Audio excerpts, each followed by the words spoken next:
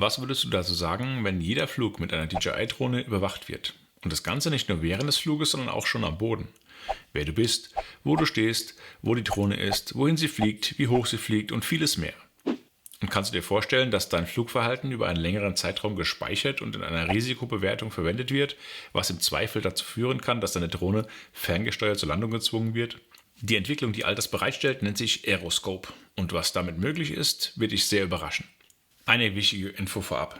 Ich habe mir lange überlegt, ein Video zu diesem Thema zu machen, denn mehr Wissen führt hier zu weniger Unbeschwertheit und einige technische Fakten werden dich beim Fliegen mit der Drohne wahrscheinlich nachhaltig beeinflussen.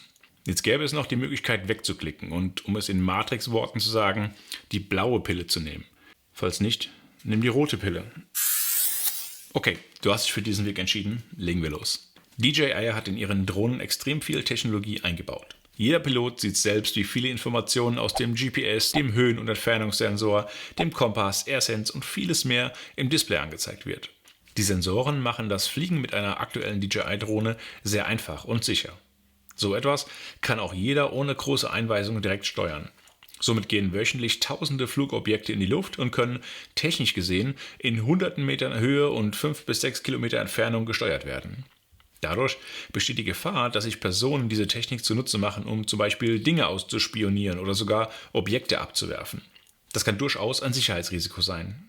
Aus diesem Grund hat DJI die Lösung Aeroscope entwickelt, die für Behörden, Militär- und Sicherheitsdienste Flüge überwachen und im Notfall aktiv eingreifen kann. Und das sehr viel weitreichender, als man sich das vielleicht vorstellt. Ich werde in einigen Punkten auf ein Video verweisen, das die Lösung in einer angepassten Form nutzt und die Technologie auch live zeigt. Ich blende den passenden Link zum Thema hier unten ein und habe den Link zur richtigen Stelle, also mit der Zeitmarke im Video, auch in der Videobeschreibung aufgeführt. DJI hat in seiner App auch unter anderem No-Fly-Zones hinterlegt, also Bereiche, in denen man nicht fliegen darf. In diesen Bereichen startet die Drohne erst gar nicht oder gibt zumindest einen Hinweis, dass man hier nicht fliegen darf. Diese Zonen sind auch in Apps wie Dronic oder Map2Fly angegeben. Du weißt sicherlich, dass die Flugdaten von deiner Drohne inklusive der Steuerstick-Eingaben im Controller selbst gespeichert werden. So etwas ist sehr hilfreich, wenn man zum Beispiel die Drohne verliert und man dadurch die Position der Drohne hat, obwohl sie nicht mehr sendet. Aber diese Daten können, wenn man das im Konto aktiviert, auch zum Hersteller synchronisiert werden und damit werden die Daten bei DJI gespeichert. Zum DJI-Konto und der Seriennummer habe ich auch noch einen wertvollen Praxistipp. Neben der Möglichkeit, die Daten also aktiv selbst an DJI zu senden, haben die Drohne eine Schnittstelle, über die sie einige Daten per Funk aussenden. Und das natürlich während dem Flug, aber auch schon am Boden. Und das sind Daten wie die Position der Drohne, die Flughöhe, die Geschwindigkeit, die Ausrichtung der Drohne, die Seriennummer, die Flugroute, den Homepoint und den aktuellen Stand der Fernsteuerung, also der des Piloten. Ein paar beeindruckende Auswertungen dazu kommen gleich. Eine kurze Bitte, wenn du es bis hierhin geschafft hast zuzuschauen und dir das Video weiterhilft, würde ich mich sehr über ein Abo freuen. Vielen Dank dafür. Die vorhin genannten Daten wie Flughöhe, Seriennummer, Flugroute usw. werden per Funk direkt übertragen. Also auch dann, wenn das Smartphone keine Internetverbindung hat oder der Smart Controller verwendet wird. Die Daten sind auch nicht abhängig davon, was man selbst in der Drohne einträgt. Eine Verschleierung ist also nicht möglich. Vielleicht hast du von dem Verfahren schon mal gehört, mit dem auch jede Privatperson in der Lage sein soll, zu sehen, wo gerade eine Drohne fliegt, um seine Privatsphäre besser schützen zu können. Das könnte also in der Zukunft noch offener für jeden nutzbar werden. Dazu kannst du mal nach Remote ID suchen. Das ist dann so ähnlich wie bei der Live-Anzeige der Position von Flugzeugen oder Schiffen, die sich jede Privatperson auch über diverse Apps anzeigen lassen kann. Okay, also die Flugdaten können per Funk empfangen werden. Dazu gibt es bei DJI Antennensysteme zu kaufen, die diese Daten empfangen kann. Die Reichweite dieser Systeme ist sehr beeindruckend. Schreib mal bitte jetzt deine Einschätzung, aus welcher Entfernung damit Daten empfangen werden könnten, in einen Kommentar. Ich bin mal sehr auf die Einschätzung gespannt. Es können Daten bis zu 48 Kilometern Entfernung empfangen werden. Somit lassen sich große Bereiche in besiedelten Umgebungen oder kritischen Regionen recht einfach mit diesen Antennen ausstatten. Diese Systeme sind mit ca. 50.000 € aufwärts recht kostspielig, aber es gibt auch mobile Systeme, die man zum Beispiel bei Verdachtsfällen oder Veranstaltungen aufbauen kann. Die Systeme können bis jetzt nur empfangen, somit findet keine aktive Kommunikation mit der Drohne statt und für die Piloten gibt es keine Chance, das Überwachen zu erkennen. Was kann ein Überwacher also konkret sehen? Aus einem Report in einem Video über einen einzelnen Tag sind folgende Werte zusammengekommen. 747 einzelne Drohnen, die insgesamt 1739 Flüge gemacht haben. 170 Drohnen sind mit insgesamt 313 Flügen über das gesetzliche Limit geflogen. Es gab 96 Nachtflüge und die maximale Höhe waren 1359 Meter. Das bedeutet, 18% der Flüge waren nicht im rechtlich erlaubten Rahmen und ein Flug hatte die erlaubte Höhe um mehr als 1 Kilometer überschritten. Alle Details inklusive Seriennummer des Fluggerätes werden in der Datenbank gespeichert. Jetzt ist es so, dass die Daten, die der Controller oder die Drohne aussenden, in erster Linie keine personenbezogenen Daten sein müssen. Die Seriennummer der Drohne ist jedoch durch die verpflichtende Registrierung beim Hersteller mit den Daten verbunden, mit denen die Drohne bei DJI registriert wurde. Somit könnte eine Identifizierung des Eigentümers der Drohne unter Umständen sehr schnell möglich sein.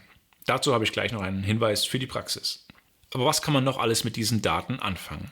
In dem angesprochenen Video wird durch die Software eine Datenbank mit den Flugdetails über einen langen Zeitraum gespeichert und aus den Daten mit Hilfe von künstlicher Intelligenz Risikoprofile angelegt, die zum Beispiel bestimmte Muster erkennen können, wenn zum Beispiel eine Drohne oft in gefährdeten oder unerlaubten Bereichen geflogen wird.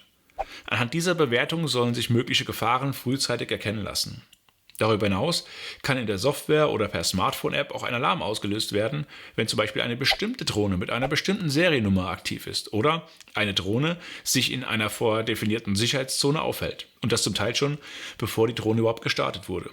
Neben der Auswertung der Funksignale, die der Controller und die Drohne aussenden, gibt es auch noch technische Lösungen, wie einen thermalen Kamerasensor, der die Drohne aufgrund von Wärmequellen identifiziert und verfolgt, oder Erkennungssysteme, die mit Radar funktionieren. Diese Lösungen sind aber wohl eher in Bereichen des Militärs zu finden.